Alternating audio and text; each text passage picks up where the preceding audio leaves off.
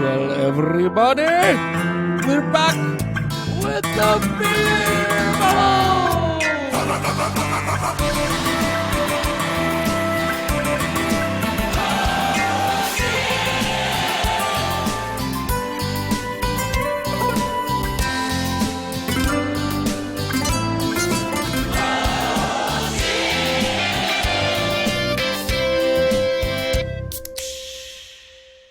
Hi everyone, a few hours late, but still here is part 2 of our interview with Chris O Leary. Lean back and enjoy.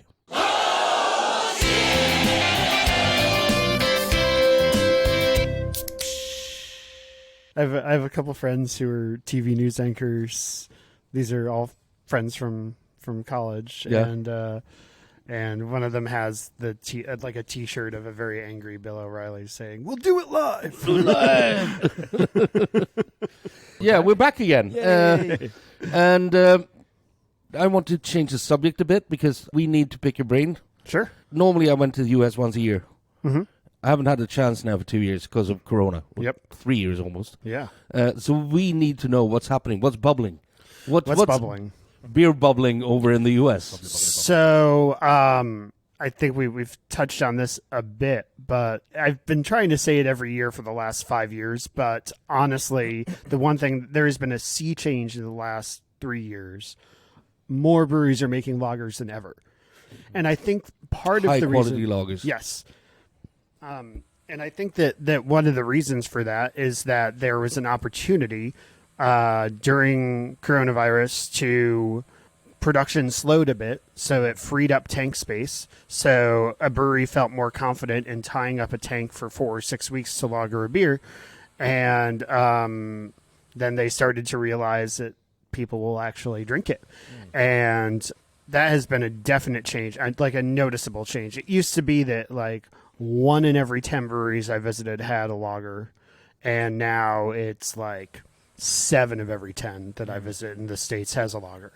To varying degrees are good. I mean, the reality is there's definitely some breweries out there that shouldn't be lagering that are giving it a shot at it. And, they're just not It is the toughest style to make. Yeah. I mean, because there's nothing to hide behind. And, especially like a Pilsner, or a Helles, like there's just nothing to hide behind there.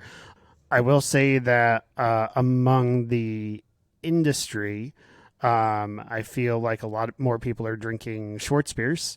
So a lot of breweries have been making Schwarzbiers just because their staff likes to drink them. Yeah. there's been more of that. It's like, the lagers, and then as a subset, black lagers are just kind of like an industry fave. I love dark lagers. But also, I rather had one before the light lager, to be honest. Yeah. What we realized here in Sweden is that quite a lot of breweries are going back to traditional styles overall. It's like they're doing milds and like traditional bitters and stuff like that. Yeah. The old man's drink. Yeah. And I think that's, in the U.S., I think part of what's been inspiring that is, kind of a regression towards lighter flavored alcoholic beverages in general. Are the hard seltzer craze is alive and well still. I mean, the growth has at least slowed in the last year or two. But I heard that Boston Brewery Yep. has reallocated about 27% of their production into hard seltzers. Yeah. And these are the guys who brought us, like, all these fantastic, and, like, and they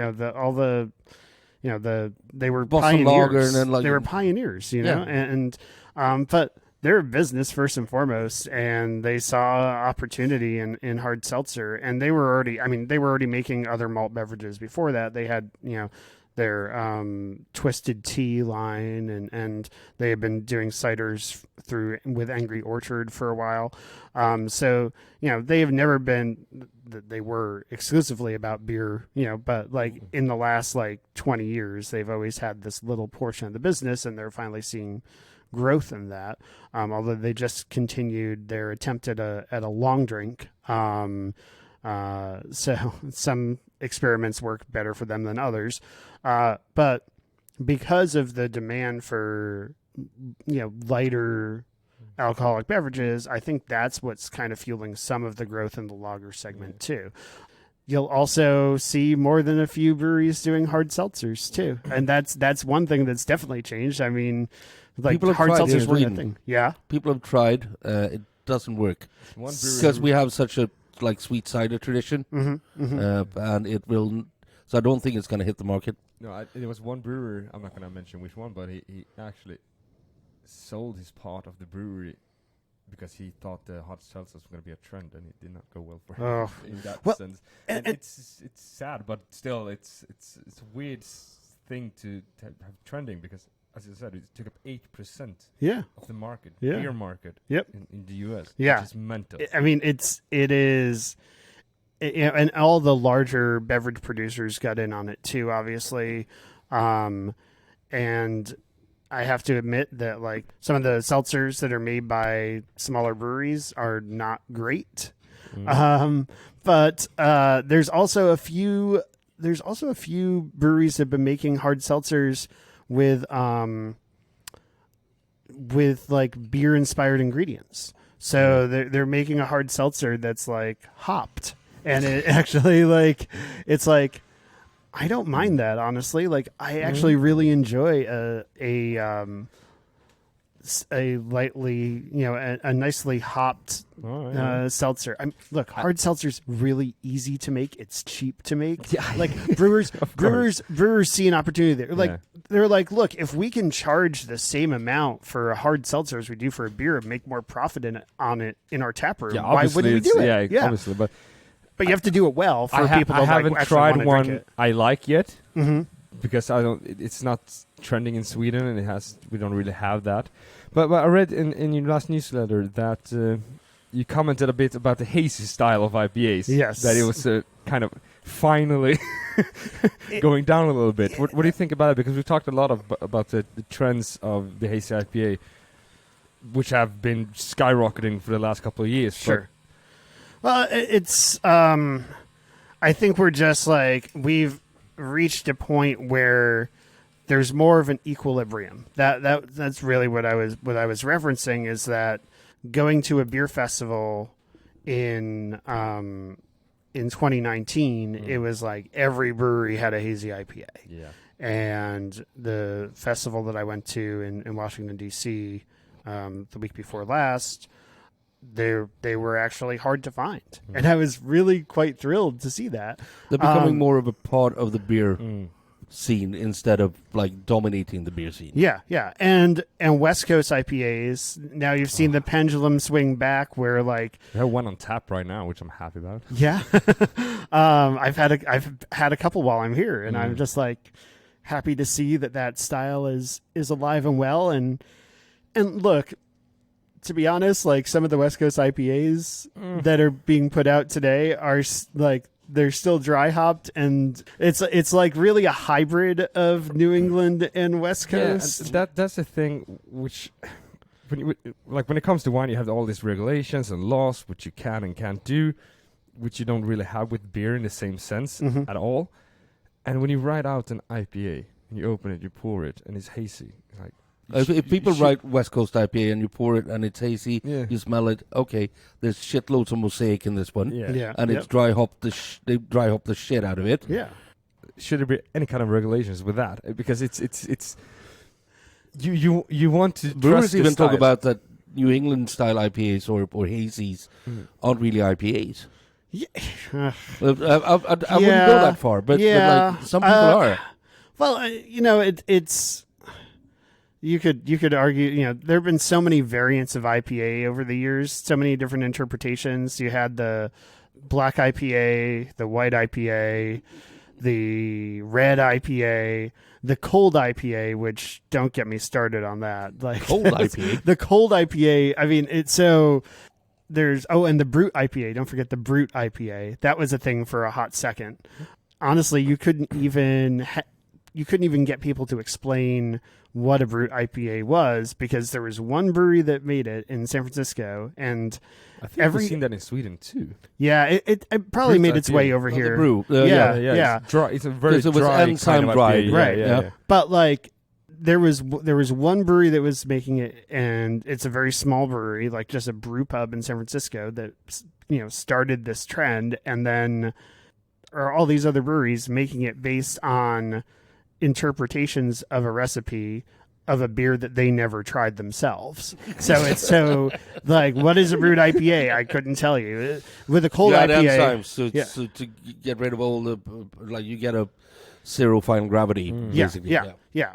But like that could come across in so many different ways. And the cold IPA was, at first, like when I was first reading about it, there's a brewery in Oregon that kind of started that trend. And I'm like, isn't that just an IPL? And it's like, no. It's a Kolsch yeast that we're using. And I'm like, okay, so it's a cold fermented IPA. I get it. But like, still, that's a hoppy Kolsch. That's not like people used to market a hoppy Kolsch, but it's marketing. Because in the U.S. and I mean across the world, no matter where I go in the world now, wherever there's craft beer, it's IPA, and I'm like, you slap those letters on any style of beer and it'll sell better, probably, especially in the U.S. It's like walking around New York, everything's artisan. Yeah. Because you can charge more for it. Yep, exactly. Yeah, that's what I'm saying with regulations is that something that should come in a sense, because. You shouldn't just be able to slap something You wouldn't be able to do that. There's too much innovation. Name it something else. Well, and then in the U.S. where we have 9,000 breweries, it'd be like herding cats to enforce those regulations. It's just not going to happen. And there are so many breweries that I've visited that their mantra is we aren't defined by a style, or we won't let. We will not define what our beers are. Taste over style, or so no one in the beer industry, not no one, I shouldn't say that, but there's a lot of people in the beer industry who just don't want rigidity. They don't they don't want to have to follow rules or guidelines because it stifles innovation. But lots of people in the beer industry are also, they are crazy. They have to be to start a brewery. Take all their savings and put it in the black hole called a brewery, where you might or might not get something back. Yep. You have to be a bit off-centered. Yes. And as like Brewdog's mantra is like off-centered beers for off-centered people, they don't want to be boxed in. Right. They want to be the rebel. They want to be like, and of course you can't. It's really hard to legislate people who are basically anarchists. Yeah.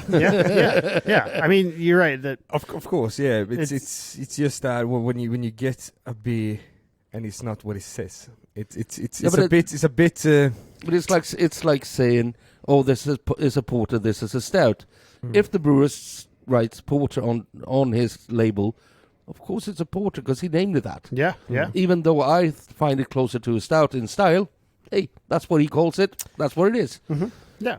I recognize that, like, from a consumer standpoint, it gets frustrating when you order something and then it turns out to be something that you don't expect. But I think that breweries can get around that by, that's why you have with barmen. descriptions. Yeah. That's why you don't have a robot behind the bar serving you your beer. Yeah. You ask your bartender, what should I have? I like these flavors. And I'll tell you the fucking truth. Well, he will give you what you want. And I am the worst. I am the worst nightmare of that barman because I'm the one who says, easy. I like all styles. Yeah. You were easy as fuck, man. Yeah. Surprise me. Then you get a glass of water and you go, don't surprise me again. Exactly. No, but I feel like as a barman, I think it's most fun, and that's what I say. That's why I love working at Akkurat, because I can be honest when I think about it. Like, because I know the beer is gonna sell. Yep. So my opinion, and I always say that, but that's my opinion. So you might have a different opinion. But if somebody asks me, "Do you like this beer?" and I don't, I'm gonna tell them, "No, I don't like it." But you might, and they can have a taste. Yep. And that's the most fun. But I feel like it's my responsibility to be honest about the style. Yep. Yeah, and it's getting a bit hard to be honest about the style, because when we connect something and you go, oh, it's a West Coast IPA, and try it, and you go, no, it wasn't. It was a hazy. But then it's up to us to actually explain that to the customer as well. Yeah, but I usually say that even though if it's a good beer, I'm not going to trash the beer because it's not according to the style. But I'm going to say that it's more like this style because it has this and this and that. Yeah. And I think that's the most important thing. So barman, keep doing your jobs. Well, and it's like explain the styles. Yeah, and honestly, descriptions are always helpful too, but like classifications are always hard. And we go back to a beer like the Brooklyn Black Chocolate Stout. Like now, what would you call it? An Imperial Dry Stout? like because you have to almost define, because Imperial Stout has unfortunately, and especially in the States, evolved to a point where it's synonymous with pastry stout. Like Imperial Stout means a high gravity beer that probably has a lot of residual sugar in it. And they probably shove in some vanilla and lactose just for the sake of it. Mm-hmm. Yeah. And if you want to be sure you get an Imperial Stout, you go to Estonia because there. Oh yeah, that's the Imperial Stout for you. Or you go to London and try the original Imperial Stout. Sure. But I want to also change the subject a little bit and go back because I'm going to give you a gift now. The first gift, I'm going to give you a little lambic book here. Oh. Written by Tim Webb, Chris Pollard, and Joris Patton. Awesome. We have a couple of those, and I have one at home myself. This is very cool. So I am one of my best friends is as much of a beer geek as I am, and he has not traveled to Belgium, and his wife asked me to take him to. Oh, I hope he doesn't listen to this podcast. I'm going to tell him not to listen. Has asked me to take him to Belgium for his 40th birthday coming up, and so I'm going to have to do that, But yeah, this will also help guide me there. Yeah, it's the lambic land. Yeah, exactly. That's where I'm traveling to, right? And we have a few more gifts because we're sitting at Accurate. So there's an Accurate cap for you. Thank you. And something to carry it in when you get tired of wearing it. And also you can carry a few beers if you go to Bolaget. This totem bag. This is a great tote bag. Hey, that's really nice. I have like 5 of them myself. Thank you so much. This is, I mean, and honestly, I've seen more than a few people in my travels wearing Akarat gear, and it's like I've been there. Like great shirt, great hat. So yeah, it's nice that I'll be the one doing that now too. It is funny to travel internationally, and so like I saw someone. Where was I? I was at like a rooftop bar last night with some friends of mine, and there was a guy who walked up to the bar wearing a Burlington Beer Company shirt, and I'm like, "Oh, I love your shirt, man." He's like, "Thanks." And he's like, "I went there like 3 years ago." I'm like, "Oh, I used to live in Vermont," and just ended up talking for a few minutes about beer in Vermont. So. We had a guy in the bar yesterday who was like, he's from Tampa, and like, oh well. And you're into beers. Which breweries do you prefer? It's like, what do you think of Magnanimous and Charlie Mears over in Tampa? It's like, well, I just literally 3 days ago had beers with Charlie, so how the fuck do you know him? And I stayed at his place when I was in Tampa last time. So it's like, so the beer world is a small world, but it's so a small. Friendly, fantastic world. Yeah, it's a lovely world, and I think we're lucky to work at the place we do because it's kind of a gathering point for beer geeks when it comes to Sweden or Stockholm at least. So yeah, well, there's a reason we are up there among the top beer restaurant, beer bars in the world. And not just because of what we have in our basement, but the knowledge behind the bar and the variety of beers that we serve is. It's, in my opinion, really amazing. It's the reason that I was drawn here right off the plane. But the small world part of things just comes through in another way. Like my first time here, I was a late bloomer when it came to traveling overseas, and Stockholm was literally the first city overseas that I ever visited. Oh, cool. I had been to Canada and Mexico, but had never traveled overseas, and which has changed dramatically since then. I've been to 24 countries since I was like, but I came here right off the bat and just felt like I had to come experience one of the world's great beer bars. And I sat down. I think I probably had Norval or something like that. And then after that, I had I was like, I just asked for something local and got a Stockholm Brewing Company IPA. I think they were probably a year in at that time. They were fairly new. I checked into the beer on Untapped and said, something kind about how, hey, if this is what Swedish craft beer is, we're off to a great start. And 5 minutes later, I get a comment on my check-in from Stockholm Brewing Company. Hey, we're down the street at this bar playing petanque. Come see us. You told me this story. Yeah. And like for the rest of the weekend, I was hanging out with those folks, and then hanging out with you a day later. And the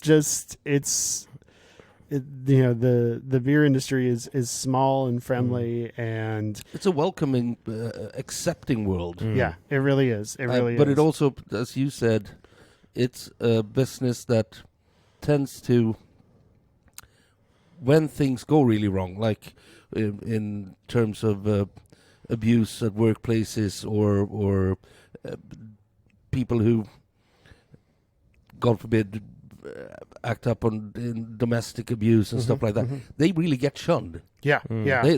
They are taken away from the business. I wish that was more true than it is. But the fact that there is at least a very pronounced rallying cry against that now in a way that it was just kind of ignored a few years ago is a step in the right direction. There's been some news out of the States in the past couple weeks that has suggested that people who were abusing their positions within a brewery are now getting back into the brewing business, and we thought there were actual consequences, and now we're realizing there may not necessarily be them, and that's a bit troubling. But I think we just have to continue to push and try to make beer a more inclusive place, and there's a lot of people in the States that are doing that. And I feel like in New York, we're kind of on the forefront, in terms of breweries that are trying to create a more inclusive environment and try to bring more people of color into the beer industry through internships and through apprenticeships and things like that. More women. Yes. It's really, we've made progress in New York. We're not there. I mean, we are one of the most diverse cities in the world, and the people in the tap room at most breweries in New York City do not reflect the demographic makeup of New York City. So there's definitely more we can do, but I think we're at least recognizing that and making the right steps. And beer should be fun, for everybody. I was so happy. It's a couple of weeks ago, two young women came into the bar. We have 23 here as an age limit, which if you're just two, you can't come in. If you're just like two or you quite early, like and if you're sober and you're interested. One of the girls was 18, the other was 19 because I ID'd them. And the first thing they say to me when it comes to the bar is like, "We heard you have real ale." Is that true? And these girls look like your regular nightclub partying women. Yeah. And yes. And I served them like one of each of the real. I don't remember what we had on. I think it was like something from Kent and something from Skebo, I think. And I was just not in shock because I know that everybody can drink beer, but you were happy. I was happy. I'm like, these two young women that doesn't look. They look kind of out of place from the beer crowd comes in and asks for real ale. That made me happy because then I know that it's spreading.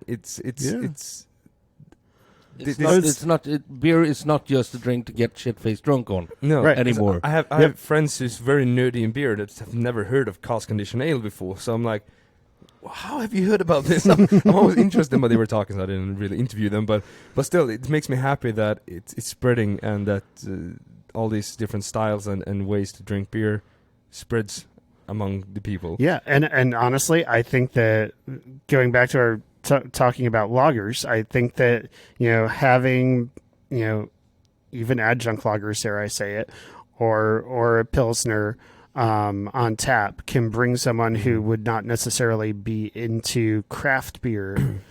It can be a way to get them to appreciate something other than just the beer. I mean, because taproom culture is so huge in the U.S., like making an inclusive taproom also includes having styles that are appealing to the average beer drinker. Yeah, and that's the fun with the average beer drinker that comes in and says "en stor stark tack," which is what a big large, strong lager, and they get a question. All right, I have like between 4 to 8 lagers on tap right now.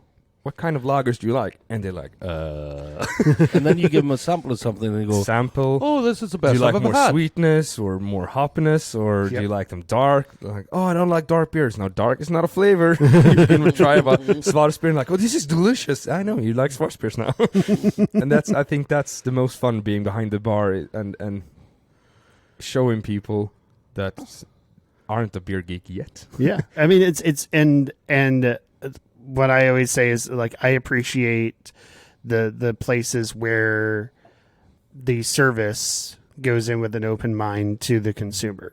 So if someone says something about beer that, seems like they really have no clue what they're talking about, you still treat them like any other consumer, because it's an education. Be like a snob. Right, exactly. Yeah. Again, it's the beer geek versus a beer snob, And I really think that the snobbery has been gatekeeping for a long time. Yeah.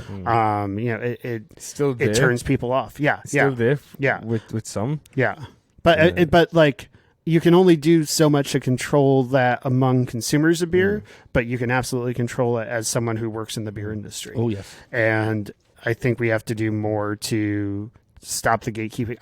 I've been guilty of it myself, and I've definitely a few times like stopped myself from just saying something that just comes off as snobbish, even if it's not meant to be. No. It's like, I don't need to tell someone who's having an IPA for the first time the evolution of American IPA over the last 10 years. They don't need to know that. They probably don't care enough to know that. If they ask about it, maybe would probably they will. put them off of drinking IPAs. If they don't want to, if they don't want to talk about it, like, then it's fine. And some people do want to talk about it. I had a guest in. Oh, you remember this guy that came in and asked me about an IPA. Said no IPA. I asked him what kind of IPAs he likes. He ended up drinking a Snakehead IPA from Salabriggus because he liked the more East Coast style, because he was a really big fan of Brooklyn East Pale Ale. And and he asked me, "Do you know how IPAs came to be?" Oh gosh! And I'm like, well, I'm aware of the story, the big famous the story, myth. The myth. Yeah, but yeah. There's different ones. And he started explaining to me, telling me the story. And I'm like, I don't want to be like rude, so I'm like just listening, like, yeah. And I'm just keeping working. And then the girl he was with, she literally said these words: "Are you really sitting at a beer bar and explaining to the bartender what an IPA is? Shut the fuck up." She tells him. I just looked at her and said, "Thank you." But it's like, it's beer should not be that. Like, it's right. Don't start explaining stuff. Yeah, but he was probably new to beer, and he wanted to show that, hey, I've learned something. Yeah, that's also a way of being nerdy. Yeah, but I understand. There is a time and a place. Yeah, it is a time and a place, and also like strike up a conversation first. Right. Before you start telling a bartender. And those. When I do overhear someone telling that story, they're clearly a big enough nerd that I can I'll be like, oh, but wait, do you want to know another theory on the origin of the and how much time do you have? Yeah, exactly. Or like trying to explain. The existence of IPAs in the UK 100 years before they actually occupied India. Right, exactly. and the other thing that I love to talk about is more the history and the evolution of American beer. Yeah. Just because, I feel like I'm a student of it, having read a lot up on the history that even predates me as a beer drinker. But especially the more modern history that we've lived, of seeing the evolution of American beer into something that we can actually be proud of and that we export. We export not just the beer, but the tradition. Steve Grossman, thank you. Yeah. So tip your hat to these guys. 'Cause Exactly. without them, we would still be drinking shit lagers all over the world. Exactly. So I love to, like, that's the stuff that I nerd out about and will, like, talk about when I travel. But the origin story of the New England IPA is kind of fascinating too, because it originates at a brew pub that I used to go to after going skiing in Vermont. Like I would just casually have a heady topper and now that style just that took started over the whole thing. And my favorite story about that, though, is that hazy IPAs are, were obviously frowned upon. Like if you especially some of the more like opaque hazy IPAs that are out now, were like, if you've got that put in front of you as when you ordered an IPA 12 years ago in the US, people would, what is this? This is orange juice. This is chicken broth. This is not beer. Away from me. Yeah. And Heady Topper was hazy, and not that crazy hazy. But correct, it wasn't. But the reason that it's the can said drink from the can and still does today is because at the time people were just embarrassed, they didn't want you to see what that beer looked like. They just wanted you to taste it. Yeah, because it tasted amazing. Yeah. But if you did pour it out, especially if you agitated the can and got some of the hop debris that was in there, it would just it looked gross. And now that's accepted. Of course, there are those hazy IPAs that are actually really, really good. It's just the style when it's. But in the beginning, it still had a backbone. You still hopped it during the boil, or at least in the end of the boil. Nowadays, some hazy there's IPAs, like 0 IBU IPAs. Yeah. So it's just a sweet hoppy juice that you want to take one sip of, and you're like, I'm done now. To each his own. There's people who actually enjoy hop burn. I don't. I don't enjoy hop burn, but like there are plenty of great 0 IBU dry hopped IPAs that don't have that pronounced hop burn. And as an educated beer consumer, if I buy a 4-pack of an IPA that does have hop burn, I don't mind sitting on that beer for a few weeks to let it burn off. So yeah.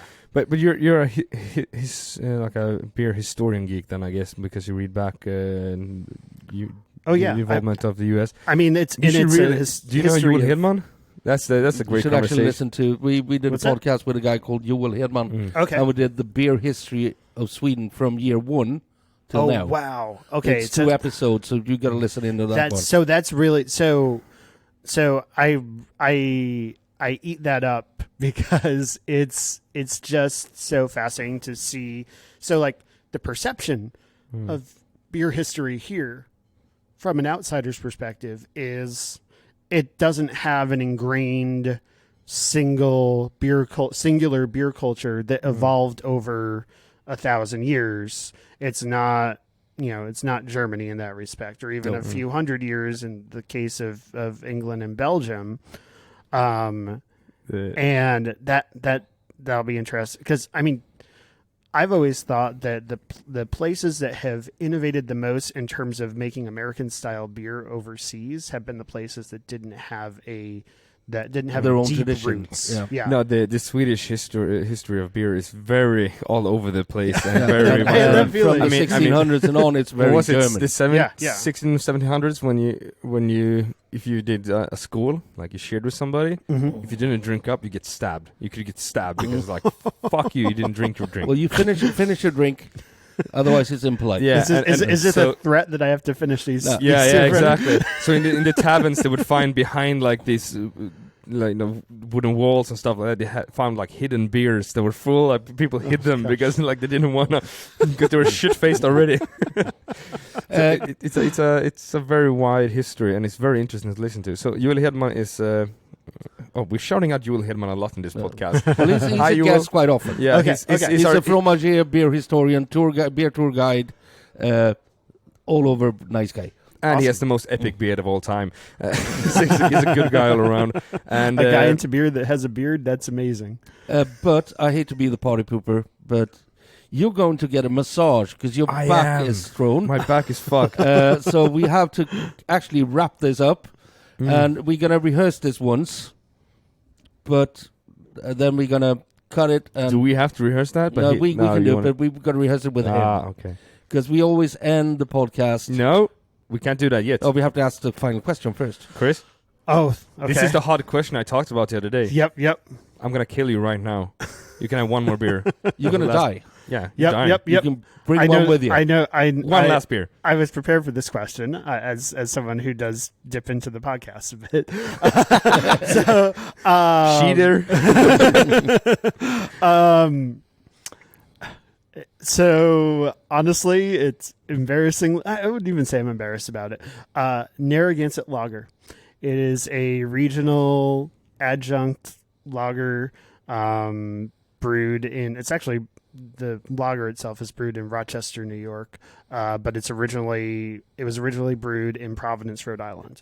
And I grew up about a half mile from the brewery when it was still in operation in Rhode Island, and it is a really easy drinking lager, and I don't want to feel too full if I'm about to get killed, I guess.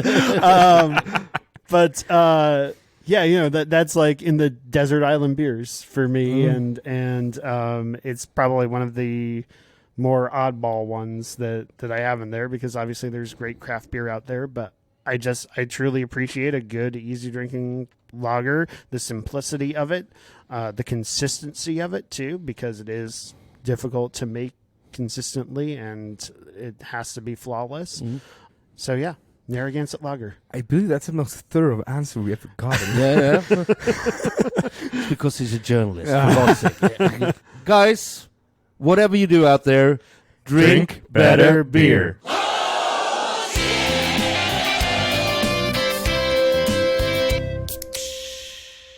That's it, guys. Thank you all for listening, and make sure you subscribe to the Brew Organ newsletter.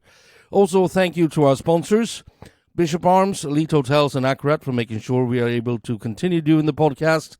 Next week, we'll be in Helsingborg, visiting Brewskival, one of the best beer festivals in the world. So check out your social media for more on that, and whatever you do, drink better beer. Well, everybody, we're back with the beer!